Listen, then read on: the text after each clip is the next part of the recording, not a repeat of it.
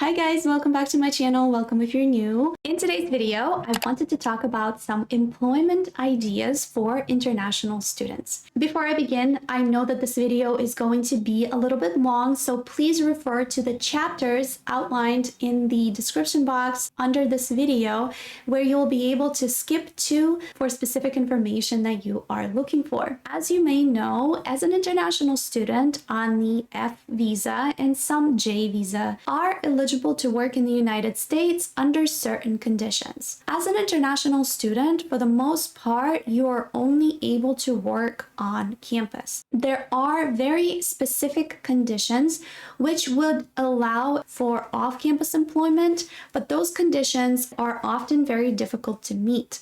According to DHS.gov, F1 visa students may in some cases be eligible to work off-campus as a result of special situations such as severe economic hardship caused by unforeseen circumstances.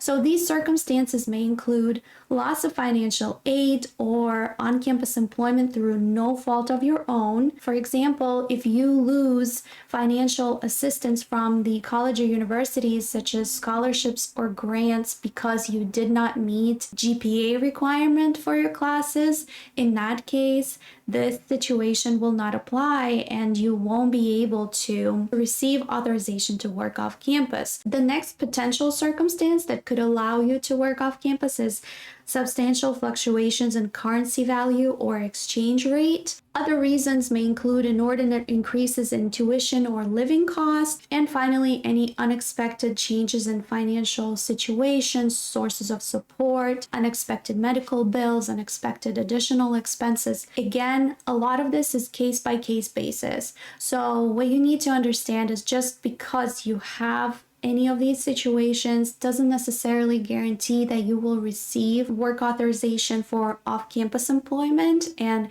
it is something that you should be discussing with your international student coordinator, international student advisor at your local college and university. When you are applying for something like this, you definitely want to present as much evidence as possible to show the need for you to work off campus. You will need to submit Form I-765. You'll need to submit supporting evidence, copy of your I-20 signed by your international student coordinator, as well as any additional letters that you can obtain from your international coordinator confirming your need for off-campus employment, and etc., etc. And for the international students who are looking for off-campus employment, the eligibility category for I-765 form will be C33. Now I want to go over a list of some ideas that I have for on-campus employment. So the best, I think, job to have as an international student on campus in general is to be a resident advisor. Some colleges also call it a resident assistant. So basically what an RA is like a student supervisor, student leader in the dorms. They are the people responsible for making sure that the dorms are kept clean and in order, that people are not having parties in the dorms, drinking, smoking, all of that, and as well as conducting different events in the dorms to keep the residents entertained and connected. When I was an undergrad, I was an RA, and it was the best job that you could have, especially as an international student. A lot of RA positions do end up providing you housing and a lot of times meal plans also for free, so you won't necessarily have to pay for your housing and food at college, which is very, very helpful. Another great thing about being an RA is that if you, like me, had to stay on campus during weird off times like breaks and holidays and stuff, then being an RA definitely helps because you wouldn't need to move out. You wouldn't need to go anywhere for during that time and you can just stay in your room. So that is also another great perk. There are definitely disadvantages to this job, and that is, first of all, RA selection process is very lengthy, and it does require you to stand out among the crowd because a lot of people tend to apply, and you probably will have to go through a couple of rounds of interviews. Another thing that you should keep in mind is that being an RA requires you to be very outgoing, creative person who likes working with people, who knows how to work with people. It requires you to be a really good communicator and a negotiator, a person who is able to negotiate conflict, a person who is not afraid to tell people when they are being disrespectful or disorderly and stuff like that. As an RA, this kind of job is not easy because no matter what, you're always on your job. You will always be living in the dorms where you work. So in a sense, your job will never end. You will always be on call 24/7. Even though there are several RAs in the dorm typically, and you will get shifts where you can have some time off. However, just from personal experience, when you get to know your residents, when you get to know and create a little community in whatever area or whatever dorm you work in, the residents that you work with, the students that you live with, will always turn to you as the first and foremost person. So even if you are not working at the time, that doesn't mean that people will automatically not bother you during that time. Another thing is creativity. As an RA, you will probably be required to maintain the community. So that means being able to host events, being able to make your residents feel welcome.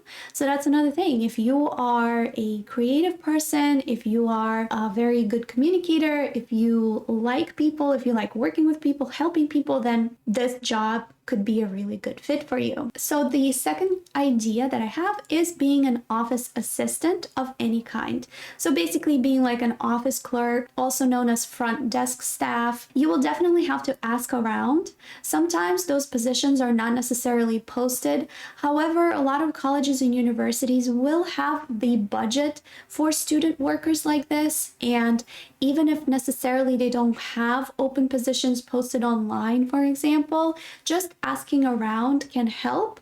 So in my case, when I was a graduate student, over the summer, I needed a job during my summer classes. I had to make a little bit of more money to be able to continue to pay tuition and stuff. I had to go and ask around different offices on campus if they have positions available. And one particular office, they did tell me that they don't have any positions. They did get back to me a couple of days later and said that they actually have it in their budget to hire another student worker for a few hours a week, and I took it because I really needed that job. So being an office assistant, front desk staff, this kind of job has its perks as well. Unlike being an RA that I talked about previously, being an office clerk is a relatively easy job.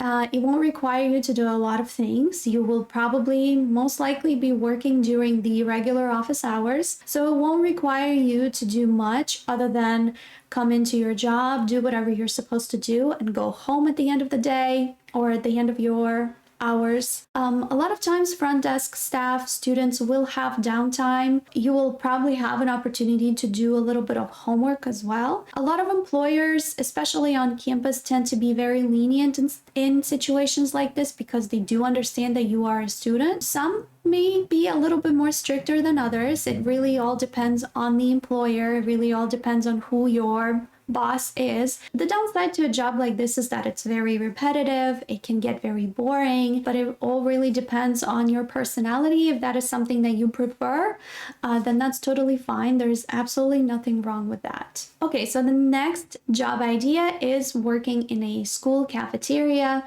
in a school dining hall. Usually a great perk for a job like this is having free meals. The scheduling time for this kind of job will also be a little bit more flexible because dining halls, as we know, are open for breakfast, lunch, and dinner. The great thing about working in a dining hall is a lot of times you will have an opportunity to get free food and take free food home. And of course, the disadvantage to a job like this is there's a lot of standing around or walking around.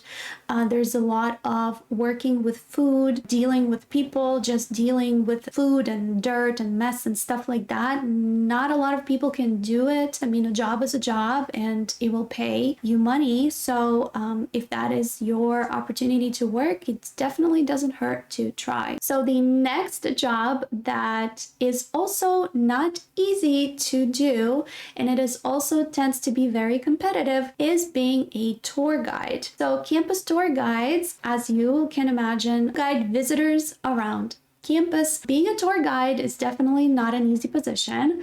First of all, you will have to know a lot of facts and a lot of information about the college, not only historical facts. You will have to know a lot of different resources, where everything is located. Being a tour guide also obviously requires having really good communication skills, very good people skills, as well as the skill of being able to walk backwards because a lot of tour guides will generally be walking around the campus backwards, showing around. So there's a lot of walking and talking involved. Obviously, you will have to be entertaining, personable in order to attract the prospective students to this college campus. So basically, you will be representing the college campus, and that is not a very easy thing to do. So the next job idea I have is tutoring services. Tutoring basically allows you to help other students in whatever courses they need help with.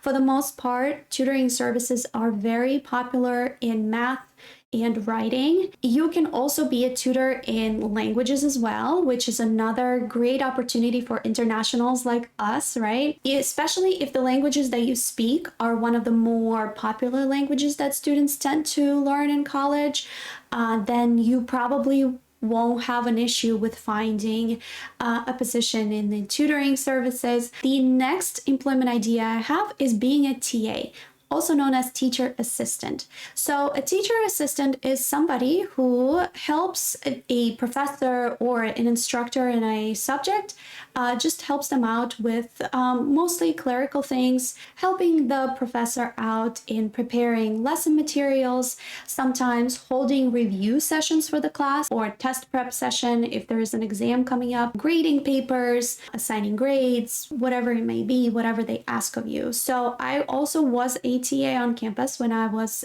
in undergrad. So another great perk of being a TA is that you can build connections with the staff or the professors on campus. And in the future, this can be very useful when you're looking for maybe letters of recommendation, or you're looking to find additional employment or opportunities for research or grad school. So having this connection, having these relationships with the professors, the instructors, can also help you as well. For graduate students, there's obviously additional employment opportunities such as being a research assistant.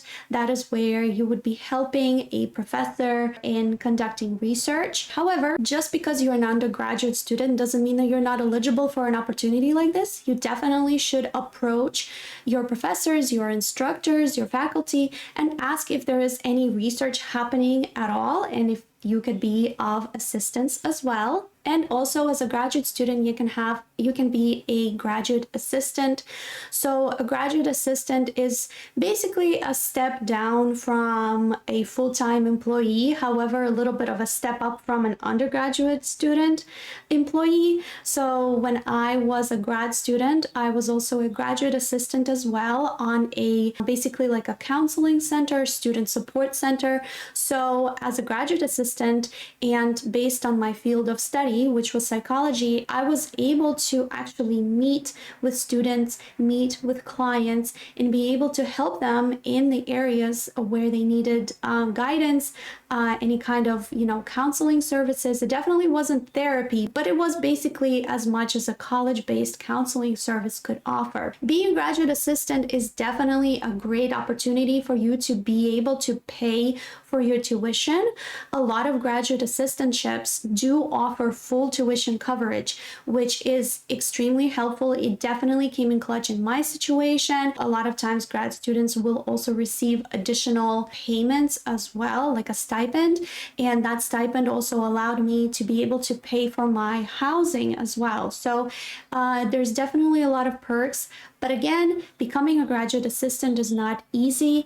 It is very competitive. It is something that will probably require you to have exceptional communication skills. It will require you to probably go through quite a few rounds of interviews. And I would say that if you're planning to go to graduate school, and you should definitely look into getting employment as an undergrad as well, and building those relationships, like I said, those connections, to then be able to find yourself a spot as a graduate employee as well. So a couple of words of advice I have before you start looking for an on-campus position is that, first of all, a lot of them will require you to maintain a certain GPA, which means that you will have to have specific grades in your class to be able to maintain this kind of employment on campus. So for the most part, it's like A's and B's. However, if your school notices that you are struggling to maintain your grades while also working on campus, they may suggest that maybe working right now as a student is not a good idea for you. So definitely, if you're unable to maintain good grades while working on campus, this could be an issue for you as well. And another note I want to make is that just because a job is physically located on campus doesn't make it an on-campus job. This is what I mean. There are colleges and universities out there, for example, that are rather large, and they may have hair salons on campus, or they may have even an Apple store on campus, anything like that. Any additional stores, like maybe there is a restaurant or something located on campus. However, because it is not necessarily a company that is affiliated with your university, then you probably won't be eligible to work at this job. Another thing to keep in mind is that during the school year, you will be only allowed to work 20 hours a week, but during breaks and holidays, you're allowed to work as many hours. So that is another great perk of having on-campus employment. If you are staying on campus in the summers, for example, you probably will be able to get even more hours on your schedule and be able to work even more and get paid even more. Another thing to note is that prior to you receiving this job, you may be required to obtain a social security number. Not all college campuses will require international students to have a social security number. However, you will most likely need to obtain one in general for future purposes anyway, in order to be able to pay your taxes.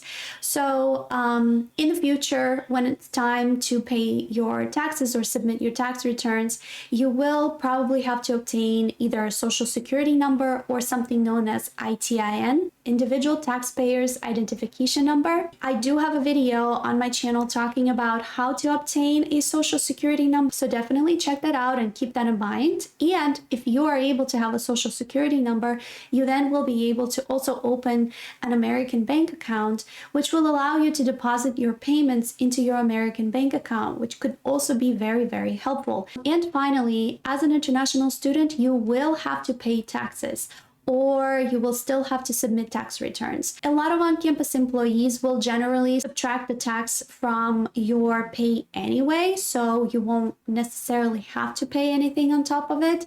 However, you will still have to submit tax returns when the season comes, and I also have videos on my channel talking about how to submit tax returns as an international student. There's 2 videos talking about using Sprint Tax. So I know that this video was a little bit long, but I hope you got a lot of very useful information. Subscribe to my channel if you haven't already. Continue to stay safe, and I will see you in my next videos. Bye!